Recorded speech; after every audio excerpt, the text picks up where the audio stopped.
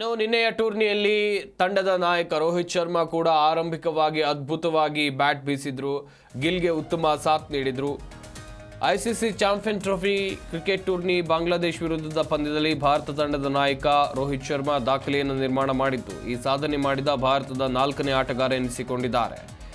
ದುಬೈನ ಅಂತಾರಾಷ್ಟ್ರೀಯ ಕ್ರೀಡಾಂಗಣದಲ್ಲಿ ನಡೆದಿರುವಂಥ ಬಾಂಗ್ಲಾದೇಶ್ ವಿರುದ್ಧದ ಪಂದ್ಯದಲ್ಲಿ ಬಾಂಗ್ಲಾದೇಶ್ ನೀಡಿದ 229 ರನ್ಗಳ ಸಾಧಾರಣ ಗುರಿಯನ್ನು ಬೆನ್ನತ್ತಿದ ಭಾರತ ತಂಡ ಇದರಲ್ಲಿ ನಾಯಕ ರೋಹಿತ್ ಶರ್ಮಾ ತಮ್ಮ ಏಕದಿನ ರನ್ ಗಳಿಕೆಯನ್ನು 11,000ಕ್ಕೆ ಏರಿಕೆ ಮಾಡಿಕೊಂಡಿದ್ದಾರೆ. ಆ ಮೂಲಕ ಈ ಸಾಧನೆ ಮಾಡಿದ 4ನೇ ಭಾರತೀಯ ಆಟಗಾರ ಹಾಗೆಯೇ ಜಾಗತಿಕವಾಗಿ 10ನೇ ಆಟಗಾರ ಎನಿಸಿಕೊಂಡಿದ್ದಾರೆ. ಇದಕ್ಕೂ ಮೊದಲು ಸಚಿನ್ ತೆಂಡೂಲ್ಕರ್, ಸೌರವ್ ಗಂಗೂಲಿ, ಆಸ್ಟ್ರೇಲಿಯಾದ ರಿಕಿ ಪಾಂಟಿಂಗ್ ಮತ್ತು ಭಾರತದ ವಿರಾಟ್ ಕೊಹ್ಲಿ ಈ ಸಾಧನೆಯನ್ನ ಮಾಡಿದ್ದಾರೆ.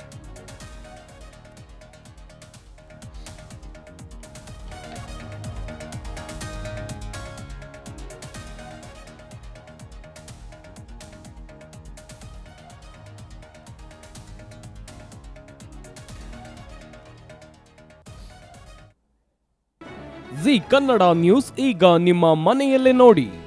ಎಲ್ಲ ಕೇಬಲ್ಗಳಲ್ಲಿ ಈಗ ಲಭ್ಯ.